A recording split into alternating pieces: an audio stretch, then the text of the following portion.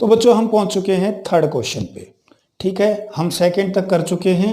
हम क्या कर रहे हैं, हो सकता है कोई अभी जुड़ा हो, तो हम क्या कर रहे हैं, रिफ्रैक्शन ऑफ लाइट के क्या कर रहे हैं, इंटरनल क्वेश्चन कर रहे हैं। पेज नंबर 176 पर ये क्वेश्चन मिलेंगे आपको, इनर क्वेश्चन है, तो वहां से आप देख सकते हैं। क्लियर हुआ। अब क्वेश्चन नंबर थर्ड क्या कहता है देखते हैं। Find out from table. Table जो है आपको देखने को मिलेगी एनसीईआरटी में पेज नंबर 175 पर। अब उसको निकाल लें और साथ के साथ देखने की कोशिश करें, क्योंकि यहाँ पर बोर्ड छोटा है तो यहाँ पर पूरी टेबल बनाने का कोई मतलब नहीं रह जाता। ठीक है, जब हमारे पास ऑलरेडी चीज़ है, चीज़ हमें उसको समझना क्या है। The medium having a highest optical. अब ये शब्द पर आपको ध्यान देना है, डेंसिटी। डेंसिटी क्या होती है बच्चों, हिंदी में बोलते हैं इसको घनत्व।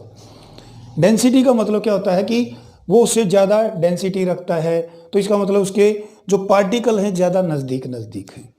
इस तरह से डेंसिटी का इफेक्ट पड़ता है रिफ्रैक्टिव इंडेक्स पर। तो ये आपको ध्यान रखना पड़ेगा, क्योंकि हमें पता है हम क्या करें, रिफ्रैक्शन। जब लाइट रे एयर टू वाटर में जाएगी तो वाटर के पार्टिकल क्या हैं, नज़दीक नज़दीक हैं। एयर के पार्टिकल्स क्या हैं, दूर दूर हैं। इसलिए क्या कह सकते हैं, जो डेंसिटी किसकी ज़्यादा है, वाटर की ज़्यादा है। अब आपको पता लग गया होगा थोड़ा थोड़ा कि एयर से जब वाटर में लाइट जाएगी तो क्या होगा, उसकी स्पीड कम हो जाएगी। इसका मतलब स्पीड कम होगी। इस रिलेशन को हम क्या बोलते हैं, रिफ्रैक्टिव इंडेक्स बोलते हैं। जो आपने टेबल के नीचे दिए गए बॉक्स में से अगर चीज़ पढ़ी होगी तो आपको समझ में आ जाएगा।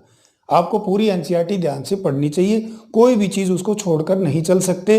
ये उसी बॉक्स से संबंधित क्वेश्चन है। कोई नहीं, अभी तो मैं बता देता हूँ ये क्या कह रहा है। क्लियर है, बाकी हम आप पढ़ते रहें और उसको देखते रहे। तो डेंसिटी कह रहा है। अब यहाँ पर हमने थोड़ा सा एक चीज़ को समझ लिया होगा कि क्या रिलेशन है किसका, रिफ्रैक्टिव इंडेक्स का डेंसिटी के साथ क्या है, डायरेक्टली प्रोपोर्शनल है, वो सीधा रिलेशन है। अगर डेंसिटी बढ़ रही है तो रिफ्रैक्टिव इंडेक्स भी बढ़ेगा, अगर रिफ्रैक्टिव इंडेक्स बढ़ रहा है तो डेंसिटी भी बढ़ेगी, ऑप्टिकल डेंसिटी उसकी बढ़ जाएगी। यानी कि जितना ज़्यादा रिफ्रैक्टिव इंडेक्स होगा उतना ज़्यादा ही क्या कहलाएगा, उसकी ऑप्टिकल डेंसिटी मानी जाएगी। अब इस टेबल के अंदर आप देखेंगे तो सबसे ज़्यादा ऑप्टिकल डेंसिटी किसकी है। तो सबसे पहले हम क्या देखें, इसमें रिफ्रैक्टिव इंडेक्स क्या देखें।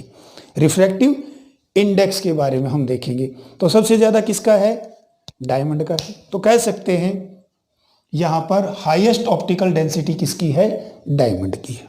ठीक है, लोवेस्ट कौन है, तो रिफ्रैक्टिव इंडेक्स लोवेस्ट किसका है, एयर का है। तो कह सकते हैं लोवेस्ट ऑप्टिकल डेंसिटी किसकी है, एयर की है। क्लियर है, इसको एक बार ध्यान से पढ़ें और समझें। ठीक है, आगे बढ़ते हैं। हम देखते हैं क्वेश्चन का आंसर क्या आया, अपना नोट करें। क्या आया, हाईएस्ट ऑप्टिकल डेंसिटी किसकी निकली, हमारी डायमंड। क्यों निकली, क्योंकि टेबल के अंदर हम देखते हैं उसका रिफ्रैक्टिव इंडेक्स क्या है, सबसे ज्यादा है। क्लियर है, और लोवेस्ट ऑप्टिकल डेंसिटी हमारा आंसर क्या निकला था, ईयर। क्यों निकला, क्योंकि उसकी रिफ्रैक्टिव इंडेक्स सबसे लोवेस्ट है। अब अगर आपने वहां पर उस चीज को पढ़ा है या नहीं समझा है कोई बात नहीं, अब इसको थोड़ा सा सिंपल लैंग्वेज में नोट करें ताकि लंबे समय तक आपको रिफ्रैक्टिव इंडेक्स और ऑप्टिकल डेंसिटी का रिलेशन ध्यान रहे। ठीक है, क्या लिखना है, optical density of a medium is directly related. क्या कहा, डायरेक्टली रिलेटेड है with the refractive index of that medium. यानी कि जो मीडियम है उसके रिफ्रैक्टिव इंडेक्स के साथ उसका सीधा संबंध है। क्लियर है, a medium which has the highest refractive index, यदि किसी मीडियम का हाईएस्ट रिफ्रैक्टिव इंडेक्स है, will have a highest optical density, तो वो क्या देगा, वो हाईएस्ट ऑप्टिकल डेंसिटी ही देगा। क्लियर हो गया, तो डायरेक्टली संबंध है। एंड वाइस वर्सा, इससे उल्टा हो जाएगा। क्या उल्टा हो जाएगा, लोवेस्ट हो गया तो वो क्या देगा, लोवेस्ट ऑप्टिकल डेंसिटी देगा। क्लियर है, एक बार अच्छे से इसको नोट करें। फिर हम क्वेश्चन नंबर 4 की तरफ बढ़ते हैं।